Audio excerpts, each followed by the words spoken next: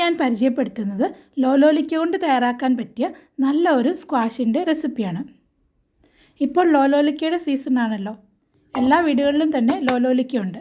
ഇതുകൊണ്ട് അച്ചാറുകൾ മാത്രമല്ല ഹെൽത്തിയും ടേസ്റ്റിയുമായിട്ടുള്ള ജാമുകളും സ്ക്വാഷുകളും ഉണ്ടാക്കാം. ഞാൻ ആനി. എല്ലാവർക്കും ആനി sCravingFlaours സ്വാഗതം. ഈ സ്ക്വാഷിന് വളരെ കുറച്ച് ഇൻഗ്രീഡിയൻസ് മതി. ആകെ 3 ഇൻഗ്രീഡിയൻസ് ഞാനിവിടെ എടുത്തിട്ടുള്ളൂ. പഞ്ചസാര, വെള്ളം, ലോലോലിക്ക. ലോലോലിക്ക എടുക്കുമ്പോൾ പഴുത്തോ നോക്കി എടുക്കാൻ ശ്രമിക്കുക. ഇത് നന്നായി വാഷ് ചെയ്ത് തണ്ടുകളൊക്കെ മാറ്റി ക്ലീൻ ചെയ്തെടുത്തതാണ്. ഇതിൻ്റെ തൂക്കമൊന്നും കൃത്യമായി എടുക്കണമെന്നില്ല. ഞാനിപ്പോൾ ഇത് ഒരു ബൗൾ എടുത്തിട്ടുണ്ട്. ഇത് ഏകദേശം 2 കിലോയോളം കാണും. അപ്പം നമുക്കിത് ആദ്യമേ ബോയിൽ ചെയ്തെടുക്കാം. നമുക്ക് ലോലോലിക്ക ബോയിൽ ചെയ്യാനായിട്ട് ഒരു പാത്രത്തിലേക്ക് മാറ്റാം. ഇതിലേക്ക് നികക്ക വെള്ളം ഒഴിക്കാം. ഇത് നികക്ക വെള്ളം ഒഴിച്ചിട്ടുണ്ട്. ഇത് നമുക്ക് ബോയിൽ ചെയ്തെടുക്കാം.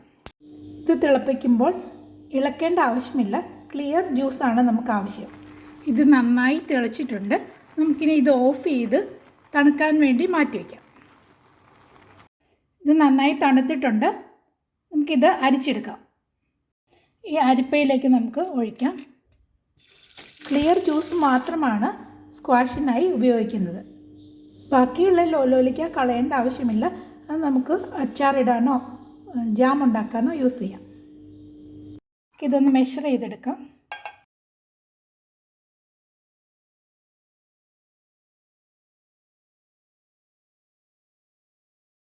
ഈ ഗ്ലാസ്സിൽ 3 ഗ്ലാസ് ക്ലിയർ ജ്യൂസ് കിട്ടിയിട്ടുണ്ട്. നമുക്കിതിലേക്ക് അളന്ന ഗ്ലാസിൻ്റെ സെയിം അളവ് തന്നെ 3 ഗ്ലാസ് പഞ്ചസാര ചേർക്കാം.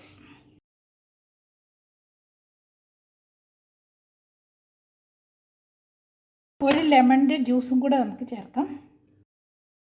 സിട്രിക് ആസിഡിന് പകരമാണ് ലെമൺ ജ്യൂസ് ചേർക്കുന്നത്.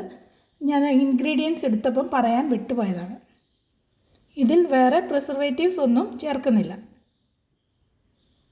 ഇത് നമുക്ക് അടുപ്പത്ത് വെച്ച് ബോയിൽ ചെയ്യാം. കുറച്ച് സ്റ്റിക്കി ആവുന്നത് വരെ ബോയിൽ ചെയ്തെടുക്കാം.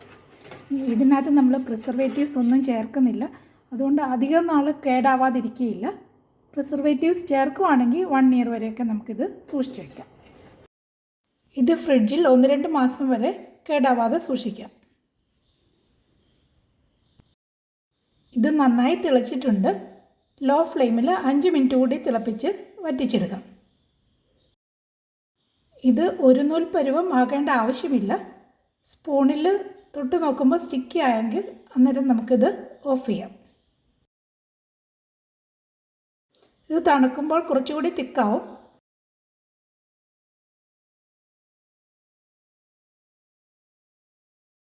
ഇത് റെഡി ആയിട്ടുണ്ട്. ഫ്ലെയിം ഓഫ് ചെയ്ത് തണുക്കാൻ വേണ്ടി മാറ്റി വയ്ക്കാം.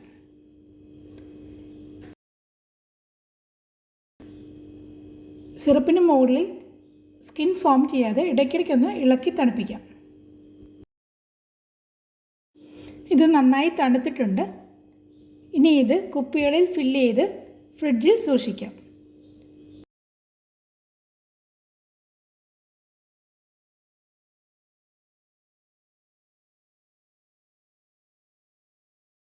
ഇത് സെർവ് ചെയ്യാൻ വേണ്ടി ഗ്ലാസ്സിൽ 1/4 സിറപ്പ് ഫില്ല് ചെയ്യാം.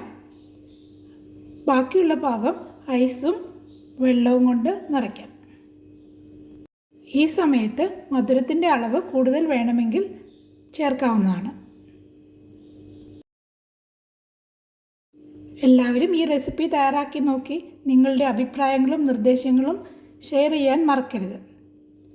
വീഡിയോ ഇഷ്ടപ്പെട്ടാൽ ലൈക്ക് ചെയ്യാനും ഷെയർ ചെയ്യാനും സബ്സ്ക്രൈബ് ചെയ്യാനും മറക്കരുത്.